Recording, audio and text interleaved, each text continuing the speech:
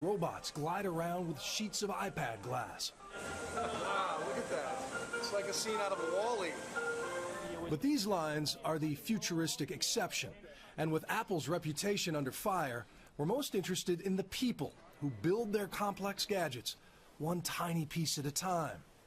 As a whole, it's an incredibly complex process, but look at the individuals, and you see mostly teenagers from the countryside, 17, 18-year-olds far away from very poor homes. So this is home. They live in a dorm with 7 strangers, spend 6 days a week repeating the same task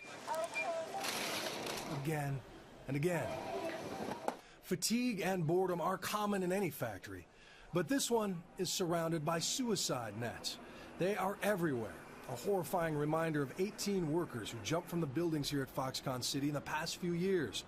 The suicide rate in this massive company is lower than average in China, but after people jumped in such a sobering cluster, Foxconn opened a counseling center and raised starting wages about 25 cents an hour. I wonder, though, if it was...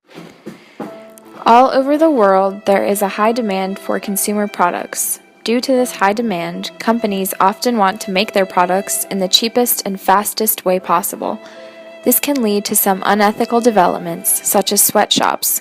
A sweatshop is a workshop or factory where manual workers are employed to work for very low wages, for long hours, and under bad conditions.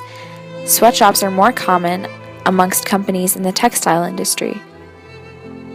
Large, well-known companies have been associated with the sweatshop scandal.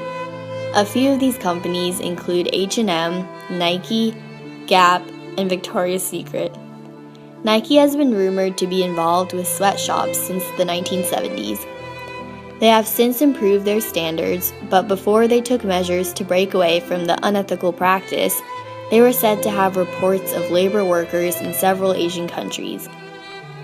Low wages and poor working conditions in Asian countries were reported in the early 1900s. A few years later, the company established departments to improve the lives of laborers.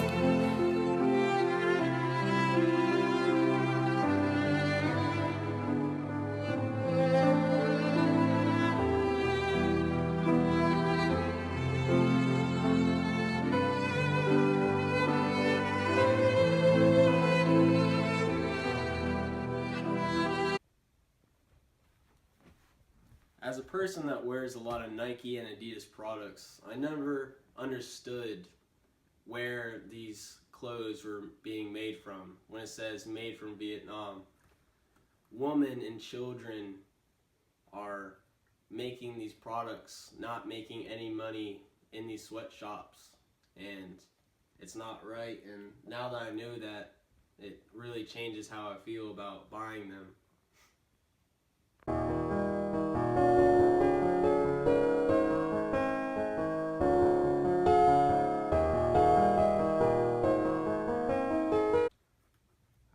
I'm still gonna buy Nike products, but the next time I grab a shirt or shorts off the shelf at the store, I'm gonna check the price tag and see if it says like made in Vietnam or made in China, and it really makes me think about where these clothes are really coming from. So I think I'm gonna do some more research on it and figure out how we can stop this and how we can change the world. There are a variety of products that are made in sweatshops.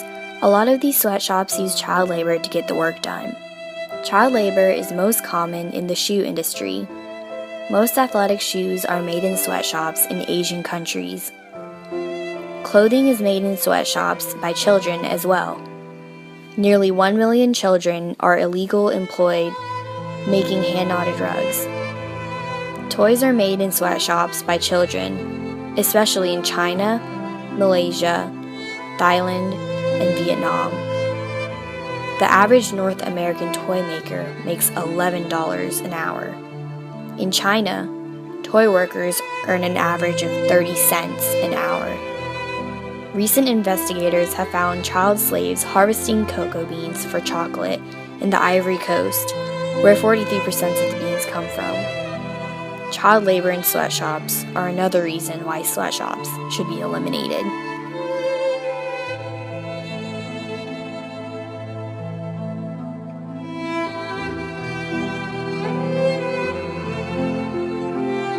In China, 482 million people live on less than $2 a day. For many of these people, employment in sweatshops is the only option. The conditions pose severe health and safety risks. The recent fashion trend of distressed denim is done by a process called sandblasting. This process exposes workers to dust particles that severely damage the respiratory system. In extreme cases, it can lead to death.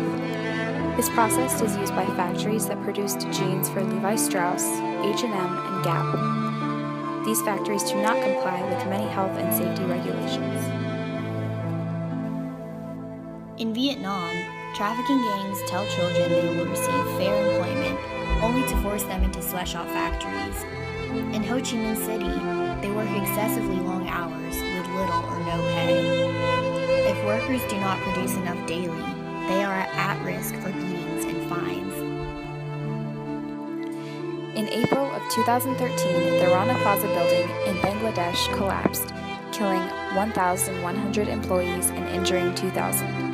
Bangladesh is the world's second biggest exporter of clothes, with many factories that do not comply with safety regulations.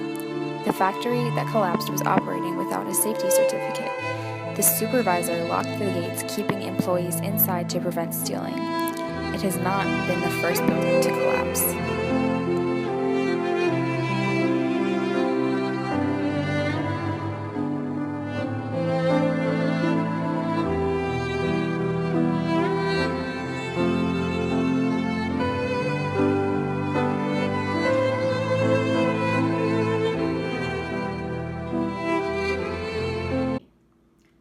Sweatshops are factories that has low wages and long working hours for people, and it has a poor condition like health and safety issues.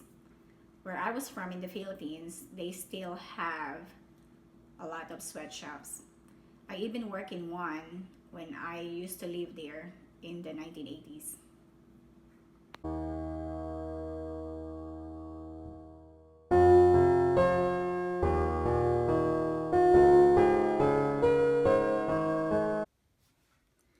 I work in a Stay Knit company, and it's a clothing company. And when they hired me, I was hired for a job to be an accountant. But they told me also that I will have a good salary and a great working hours. But when I started working, I realized that I was doing three jobs and a payment that is not for just one job.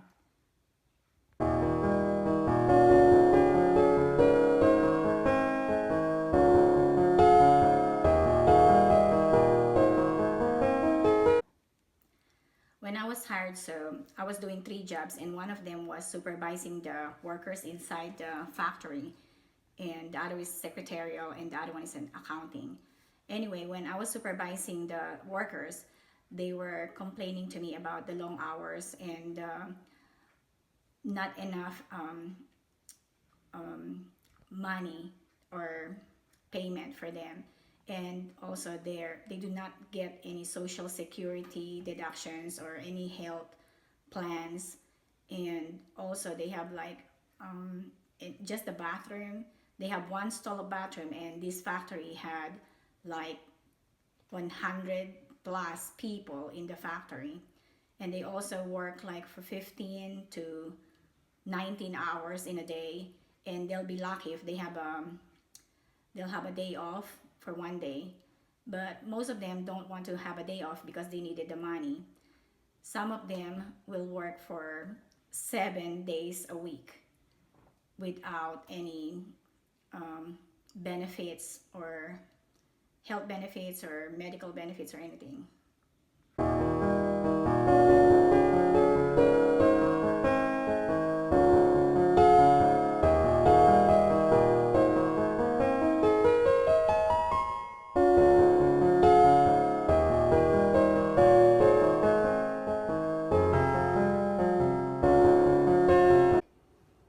Sweatshops are workplaces where the wages are extremely low, hours are very long, and the pay is very poor. It's typically in developing countries where they don't have the same type of labor laws that we do in developed countries.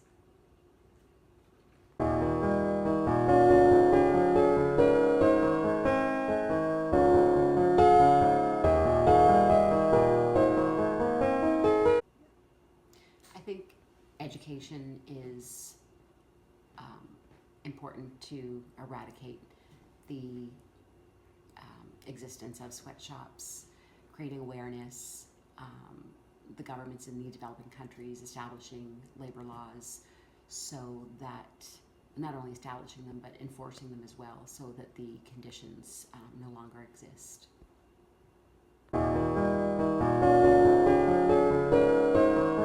The current sweatshop issue is a form of economic imperialism. Large corporations prey on people looking for jobs so that they can meet their consumers' high demands with cheap labor. The companies do not have any ethical or moral considerations. The laborers do not get accurately paid for the long hours and dangerous work they perform. They could get paid 25 cents an hour for a shirt that a consumer would pay for. So in conclusion, it is possible to eliminate sweatshops. Awareness needs to be spread, but conditions have already improved.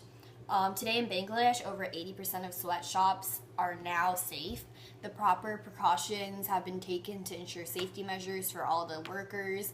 However, there is still a lot of work to be done, and several organizations are working towards ending this issue.